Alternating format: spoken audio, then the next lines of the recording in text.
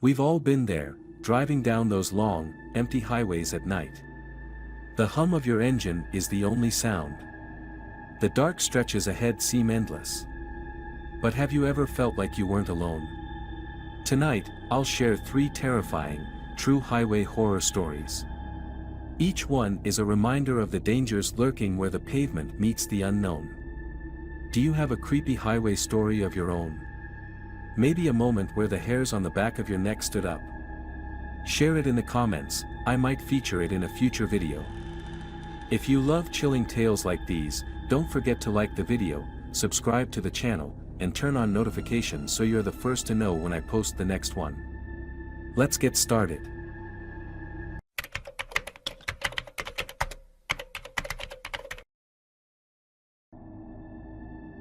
It happened on a late-night drive, one I'll never forget.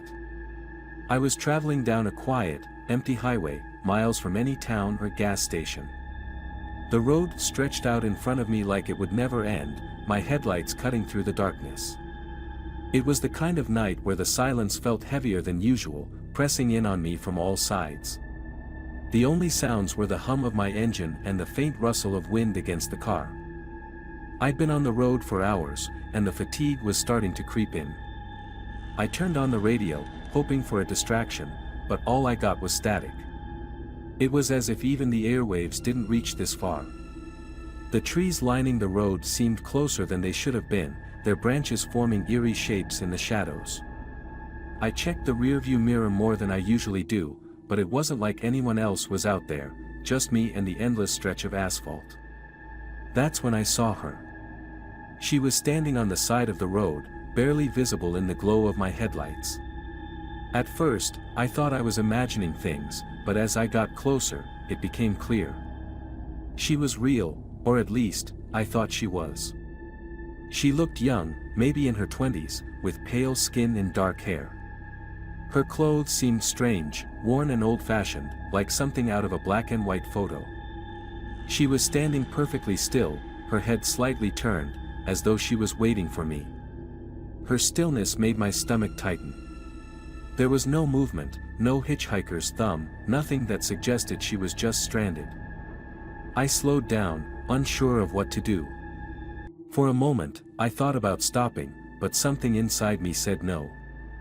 As I passed her, our eyes met, and it was like a jolt of electricity ran through me.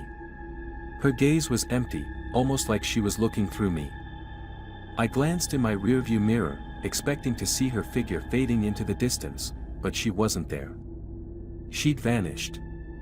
I tried to tell myself it was just my tired mind playing tricks on me. But maybe 2 miles down the road, there she was again, standing by the shoulder, exactly the same as before. It made no sense. My pulse was racing, and my grip tightened on the steering wheel. This time, I slowed down to a crawl, rolling down my window. "Do you need help?" I called out. She didn't answer. She just walked toward the car, calm and deliberate, and got in without a word. I can't even explain why I let her. Maybe it was curiosity, or maybe I just felt like I didn't have a choice. She sat there quietly, staring straight ahead, her hands folded neatly in her lap. The air in the car felt colder, heavier. I asked her where she was headed, but she didn't answer right away. When she finally spoke, her voice was soft and distant. She started talking about places I didn't recognize, an old church, a schoolhouse, a pond. She mentioned an accident, something terrible that happened near the pond. Her words didn't make sense, but the way she spoke made the hair on the back of my neck stand up. Then, without warning, she fell silent. I glanced over at her, but the seat was empty. She was gone. I slammed on the brakes, nearly skidding off the road. My heart was pounding, and my hands were shaking as I looked around. The door hadn't opened. There was no way she could have just disappeared like that. And yet, she was nowhere to be seen. The rest of the drive felt like a blur, but I couldn't stop thinking about her, her empty gaze, her strange clothes, the things she said.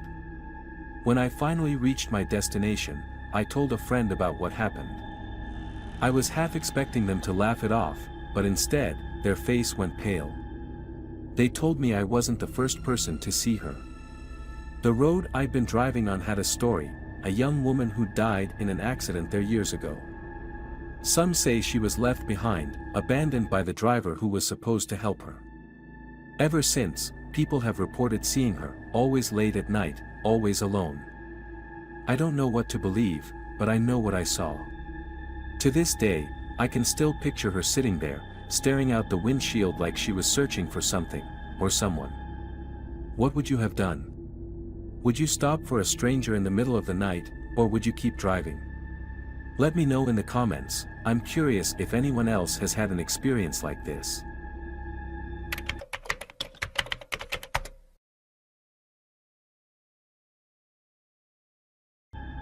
This happened a few years ago during a late-night drive through the mountains. I was heading home after visiting family and decided to take the scenic route, a winding highway that cut through dense forests and hugged the mountainside. I'd driven this road before, but not at night and not in the kind of fog that rolled in that evening. The fog was thick, thicker than I'd ever seen. My high beams only made it worse, so I stuck to my low beams, creeping along at a slow but steady pace. The sharp turns of the road made it impossible to see more than a few feet ahead, and the guardrails that lined the edge of the cliffs looked flimsy, almost useless. Every time I rounded a corner, I felt a pit in my stomach, worried I might come face to face with another car, or worse, nothing at all. The road was quiet, eerily so. No cars ahead of me, none behind. It felt like I was the only person out there, swallowed up by the fog and the dark. My hands gripped the steering wheel a little tighter as the minutes dragged on, each mile feeling longer than the last. Then, just as I was starting to feel a little more at ease, I noticed headlights in my rearview mirror. A truck. It came out of nowhere, its lights cutting through the fog like twin beacons. At first, I felt relieved. I wasn't alone anymore. But that relief didn't last long. The truck was moving fast, too fast for the conditions. It barreled up behind me, closing the gap in seconds. I could see its grille in my mirror, huge and imposing, as it tailgated me down the narrow road. I flicked on my blinker and moved over slightly, signaling for it to pass, but it didn't. It just stayed there, its lights glaring in my mirrors, making it hard to see the road ahead. I honked once, trying to signal my frustration, but the truck didn't back off. If anything, it got closer.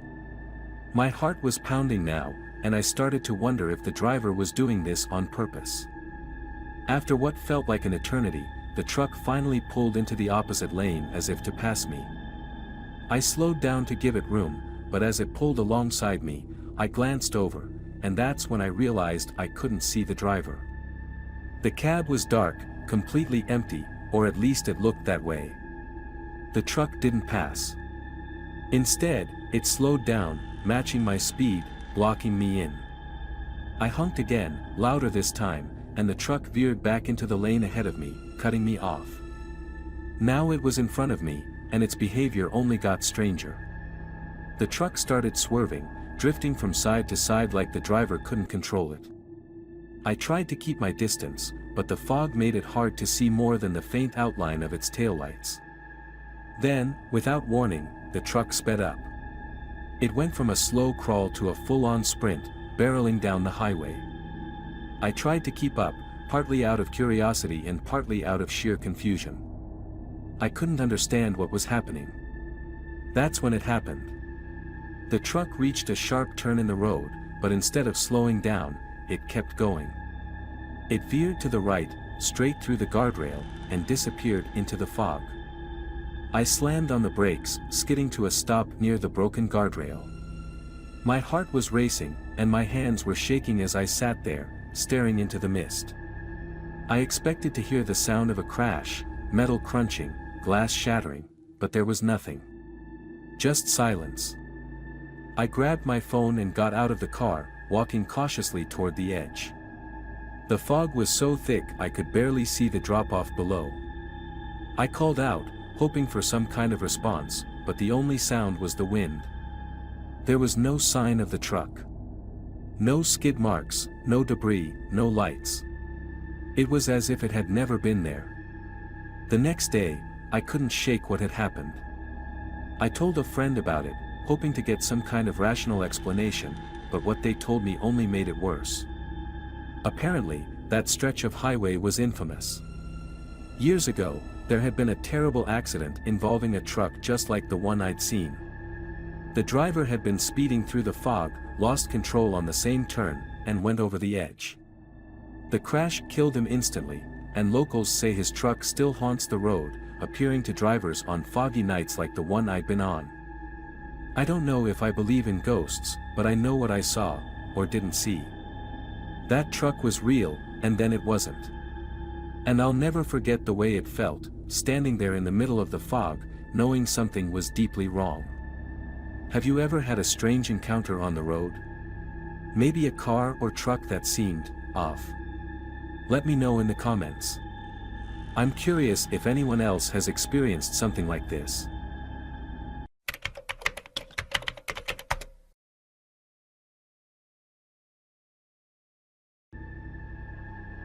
It was late, probably close to midnight, when I decided I couldn't hold it any longer.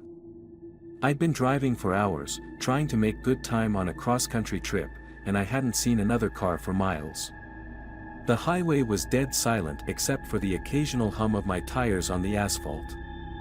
That's when I saw the sign, "Rest Area, 1 mile."